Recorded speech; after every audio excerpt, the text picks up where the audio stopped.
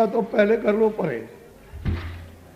मैं अभी पिछले दिनों में राजस्थान में गुजरात दौरे पर जा रहा था, तो पाली एक शहर है, वहाँ पेट्रोल पंप पर पेट्रोल लेने लगा। मैं उधर पहाड़ की तरफ देख रहा था तो एक आदमी आया, उसने पीछे से पैर छू लिए, तो मैं देखने लगा इधर। भाई तुम कौन हो भाई? कह लगे कि मैं एक दुकानदार। क्या करते हो? कह लगे मैं एक छोटी सी दुकान करता हूँ। कहेगी कि मैं शराब की दुकान करता हूँ, दारू की। तुम्हारी दुकान कहाँ है? कह लगे ये है सामने, पेट्रोल पंप के सामने एक ही आदमी के बैठने की गुमटी बनी थी। उसने कहा ये हमारी दुकान, और 1 नंबर का धंधा करता हूँ। मैंने कहा तुम पीते हो? कह लगे एक बूंद नहीं, हमारे घर में एक बूंद नहीं मिलेगी ना, हमारे घर में कुछ। तब तक उसका बच्चा आ गया, वो वहां से उठा और ये अंदर बैठा। अब वो कहा महाराज मैं जा रहा हूँ, काम से जरा जाना। अच्छा, बच्चे को बुलाया। मैं बच्चा ये तुम्हारी दुकान? कह लगे ये कौन थे? कह लगे हमारे पिताजी। तो ये काहे की दुकान? कह लगे शराब की दुकान। तो भाई तुम पीते होगे, तुम्हारे घर में क्या एक बूंद? तो अच्छा ये बताओ कि ये दुकान पर कौन लोग लेने आते हैं, पीने आते हैं? कह लगे ब्राह्मण और बनिया। मैंने छत्री कुछ नहीं कहा, लड़के की बात सत्य है। कह लगे ब्राह्मण बनिया, ये उसने ये कहा कि शराब में डूबे हुए और भगवान ऊपर तैर रहा। यानी आप ये देखिए उस बच्चे की भाषा, वो ज्ञान युक्त विवेक युक्त भाषा। अब आप समझ लो जो ज्ञान देते थे, जो समाज का, जो परिवार का, जो राज का, जो धर्म का जो ज्ञान देते थे, अगर उसमें डूब जाए तो किससे ज्ञान मिलेगा? अरे भाई सत्य का ज्ञान और न्याय का ज्ञान, मतलब यह है कि अन्याय का ज्ञान किससे मिलेगा? तो बच्चों बच्चियों थोड़ा सा परहेज कर लो। जब तुम इस पर परहेज करने लगोगे अपनी जगह पर, मैं तुमको सीधा रास्ता बताता हूँ, और जो मैं तुमको चीज दूंगा वो सोने चांदी हीरे जवाहरात को ऐसे लुटाओ तो नहीं मिलेगी। और तुम ये सोचते होगे कि मेरे पास बहुत कुछ होगा और मैं खरीद लूंगा जा करके। ये आध्यात्मिक धन जो है, ये पैसे और सोने चांदी हीरे से नहीं खरीदा जाता। ये तो प्रेम से, प्यार से मिलेगा। ऐसे न किसी को अभी तक मिला ना। मैं एक छोटी सी कहानी आपको बता दूं। एक काशी में कबीरदास रहते थे, तो ऐसे चले जा रहे थे, एक दरवाजे में खड़े हो गए तो उन्होंने कहा गया चांडालिन, चांडाल। तो उधर से एक औरत निकल के आई, कह लगे अरे तू बड़ी चांडालिन है, तेरे सूरत को देख करके मुझे पाप लग गया और तेरे चौके में दीमक जल रही है। बात कहा है, चला जा पाखंडी कहीं के, चला जा। और मैंने तेरे ऐसे साधुओं को बहुत देखा। बस उनको तो जो बात कहनी थी उन्होंने कहनी चल दी। अब उनके पति बैठे हुए थे, बड़े अरबपति उस जमाने के। तो उन्होंने कहा अरे भाई किसको तुम डांट रही थी, किससे बात कर रही थी? अरे कह लगे सीधा उसने कह दिया कि चांडालिन और दुष्टेन, तेरे चौके में दीमक जल रही, तेरी शकल देख करके पाप लग गया। तो वो उठे और जग गए, चौके में देखा अंदर, वहां तो कुछ दिखाई दे नहीं सकता था। तो अंदर गए तो देखा कि लकड़ी में दीमक जल रही। तो उन्होंने कहा ओहो किधर गए? बाहर आए, पूछा किधर गए? कह लगे इधर चले गए। उधर गए दौड़ करके, तो कह लगे वो इधर गली में गए। कह लगे कि भाई इधर वो एक साधु जा रहे थे, कह लगे इधर चले गए। तब तक वो गांव में निकल गए। अब पीछे पीछे वो आगे आगे ढूंढते चले, पता लगता चले, ढूंढते चले। उनको रात हो गई, दिन हो गया, नहीं मिले। लौट आए, स्त्री ने पूछा भाई कहाँ गए थे? कह लगे बात तो सत्य थी। उन्होंने जो कहा हम बड़े पापी हैं, हम अपने चौके में यानी दीमक जल रही है और हम घमंड में नहीं समझते हैं पैसे के उससे कि हम कितना पाप करते हैं। और उन्होंने अंदर की चीज देख ली, अंतर्यामी। तो मतलब चुपचाप बैठे, खाना नहीं खाया। स्त्री समझाती है कि अच्छा खा लो। कह लगे कुछ नहीं। अब वो दोनों निकले ढूंढने के लिए, पता चला उधर है, फिर उधर पता चला उधर है, ढूंढ के गए तो फिर घर आए। स्त्री ने कहा कि घबराओ मत, गुड़ रहेगा तो चीटे आ जाएंगे, यानी रुपया पैसा रहेगा तो महात्मा चले आए। तुम एक काम करो, मिलना चाहते हो तो भंडारा करो। तो बहुत भारी भंडारा किया उन्होंने, तमाम साधुओं को बुलाया, सबको लाखों साधुओं को खिलाया, उसमें घूम घूम कर देखा उनको,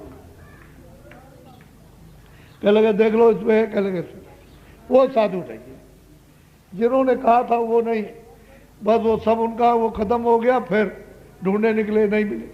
फिर एक भंडारा किया जिसमें उन्होंने 4-5 लाख साधु बुलाए। फिर उन्होंने ढूंढा उसको, तब उन्होंने कहा ऐसे धन से क्या ना, जब हम इतना बड़ा पाप करते हैं क्या हमारे साथ जाएगा, चलो चले हत्या कर ले। गए अपना घूमते फिरे, इधर उधर ढूंढा, नहीं मिले। गंगा जी के कगार पे चढ़ गए ऊपर, और गिरने ही जा रहे थे तो महात्मा जी सब नीचे घूम रहे थे। तो इन्होंने देखा कि वही कौन घूम रहा है, तो खड़े हो गए, गिरने ही वाले थे पानी में, खड़े हो गए, उनको देखने लगे। तो उन्होंने इशारा किया, तो उतर करके वो तो गिरने का तो उनका ध्यान खत्म हो गया, इतने ही में खत्म हो गया। बुलाया, नीचे उतर के आए, एक नाव खड़ी थी उस पार गए, देखा उन्होंने कि ये तो वही महात्मा थे। चरणों में गिर पड़े, कहने लगे महाराज आप पहले क्यों नहीं मिले आप? कह लगे कि गुड़ होगा चीटे मिल जाएंगे, गुड़ होगा तो चीटे मिल जाएंगे, यानी धन होगा तो हमारे पास चले आएंगे। तो चरणों में गिर गया वो, और वही वो सेठ जिन्होंने उनके सामने ही भगवान को प्राप्त किया। तो वो दौलत जो ईश्वरीय आत्मिक संपत्ति है, वो धन दौलत सामान से नहीं, वो तो प्रेम से। महात्माओं से कोई लेना चाहे तो प्रेम से, डंडे मार के क्या मिले? डंडे मार के तो घर में भी कुछ नहीं ले सकता, बाहर की बात तो छोड़ दीजिए आप। तो दुनिया है तो समझती नहीं कि महात्मा किसको, कोई कहता है दाढ़ी बाल, कोई कहता है ये सफ़ेद कपड़े, कोई गेरू कपड़े, कोई पढ़ा लिखा, कोई रामायण कंठस्थ है तो गीता उसको, कोई कहते हैं कि बड़ा सोना चांदी रखता है। इसका नाम महात्मा नहीं, जिसने अपनी जीवात्मा को जगा लिया और जो परमात्मा का जो साक्षात करता है उसका मानात्मा। ऐसी मानात्माओं को आप कभी पहचान ही नहीं सकते, समझ ही नहीं सकते हो। कभी भाग से, कभी मिल जाए दया से, कृपा कर दे, तब तो हो सकता है। तो असली बात यह है कि आप अपने गृहस्थ आश्रम में रहो। अगर कोई भी साधु बन गया तो उसको भगवान मिलने वाला नहीं। घर गृहस्थी में रहो, जो काम करते हो इस जिम्मेदारी को अपनी निभा लो। जो गृहस्थ आश्रम की 2, 4, 5 अपने बच्चे बाल बच्चों की उसको सेवा करो, और इसी में 1 घंटा समय बचाओ। 23 घंटे तो आप इसके लिए और 1 घंटे जीवात्मा के लिए, बस। बहुत सुलभ है, सीधा है, आसान है, सहज है, लेकिन अब निमित्त मात्र तो करना ही पड़ेगा। निमित्त मात्र तो कुछ करना होगा।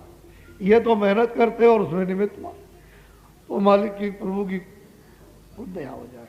तो 2 चीज़ों का तो आप ध्यान रखो, मोटी बात यह है, नहीं तकलीफ आ रही है। अभी आज की तारीख है आपकी 2, आपके मतलब यह कि ये महीना, तो अभी तक कोई तकलीफ नहीं, महंगाई भी नहीं है, सूखा भी नहीं, अकाल भी नहीं, भुखमरी, महामारी भी, भूकंप भी नहीं, टैक्स भी नहीं है, आगे लड़ाई झगड़ा, कोलाहल, कोहराम, ये सब तकलीफें आगे आने वाली है। तो आपको ये चाहिए कोई रास्ता तो बदल दे, जिससे जो संकट आए, तो जल, पृथ्वी, अग्नि, वायु, आकाश, ये 5 देवता हैं। जब आप इनके नियम का उल्लंघन करोगे तो ये गंदे हो जाएंगे। तो इनमें ताकत है, शक्ति है इनमें, तो आप में क्या शक्ति? कुछ नहीं, जरा देर में पीस देंगे। आपने अभी नहीं सुना, 3 ही सेकंड से कम ही एक जरा सा झटका आया महाराष्ट्र में, वो देख लीजिए आप, पता नहीं क्या कर देंगे, क्या नहीं कर देंगे। तो आप इसको नहीं, कुदरत को, प्रकृति को, नेचर को समझते हैं, समझने की कोशिश करो। तो मैं आपको अमूलक चीज़ देने आया हूँ और वो देना चाहता हूँ। मेरी इच्छा है, मुझे हुक्म मिला है कि इन मानव आत्माओं पर आत्म धन की वर्षा कर दो।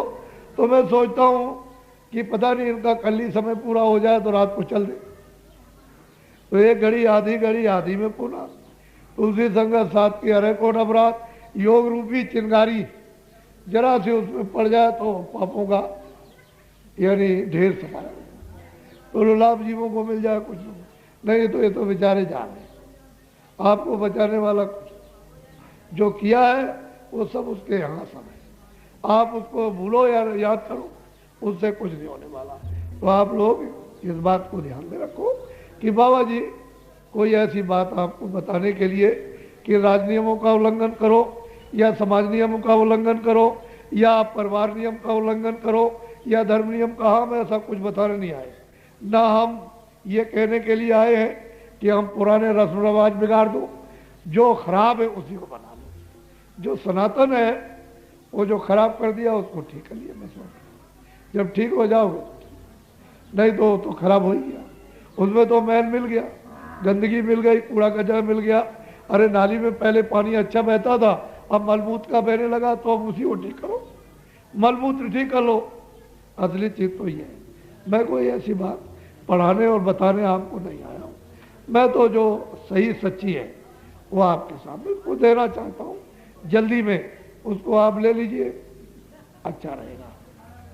फिर दो शब्द में जरूरी जो आपके भौतिक बात के हैं उनको भी दो शब्द कह दूंगा, उसको भी बाद में समझ ले, लेकिन वो अलग चीज लो, ये आपको मिलेगी नहीं। चारों तरफ घूमते फिरो, चारों तरफ घर बार छोड़ करके सब कुछ खर्चा करो, लेकिन ये चीज मिलने वाली नहीं है, वो तो जब उसकी दया होगी, उसका जब आदेश होगा तब।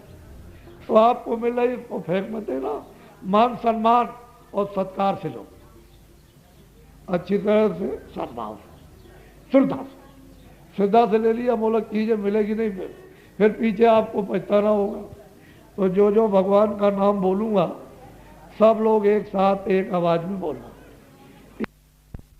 ये काम अच्छा है, तेरे सुख मिलेगा, शांति मिलेगी, तेरा कल्याण होगा, तो संपन्न हो जाएगा। तो महात्मा फकीर आते हैं तो वो तो मतलब ये है कि अर्जी करते हैं, मर्जी आपकी, जितना अधिकार आपको उतना पकड़ो, वो आपके साथ कोई जुल्म जोर नहीं करते हैं, प्यार करते हैं, मोहब्बत करते हैं। उस मोहब्बत प्यार में तुम्हारे हितों के लिए तुमको समझाते हैं, क्योंकि कर्म करने का अधिकार सबको मिला हुआ है बराबर, उसमें कोई हस्तक्षेप नहीं कर सकता, तो प्यार से तो सबको समझाया जा सकता है, तो प्यार करते हैं। तो आप लोगों को समझना। अच्छा, ये नाम नोट कर लीजिए, ये टाट वाले या लिखा हुआ कुछ दे देंगे तो इनका आप ले लीजिए और घर में याद कर लीजिएगा, कागज काट देना। और भजन और ध्यान और सुमरन थोड़ा पकाना पड़ेगा आपको, पकाने का मतलब याद करना पड़ेगा, थोड़ा रमा करना पड़ेगा, नहीं आदत बनानी पड़ेगी, कैसे भजन किया जाता है, ऐसे ध्यान किया जाता है, आंख से और कान से, और सुमरन ऐसे किया जाता है। तो थोड़ा जब पका लोगे तो वही कार्य आपके लिए सुलभ है, कठिन कुछ नहीं, लेकिन न जानने के कारण कठिन मालूम हो रहा, बहुत सुलभ, बहुत सीधा है। इस समय पर भगवान की प्राप्ति के लिए इस कलयुग में दूसरा कोई युग नहीं, ये कलयुग सरल युग है, सबके लिए, सबको अधिकार दिया। तो आप अच्छा बोलो, जय गुरुदेव।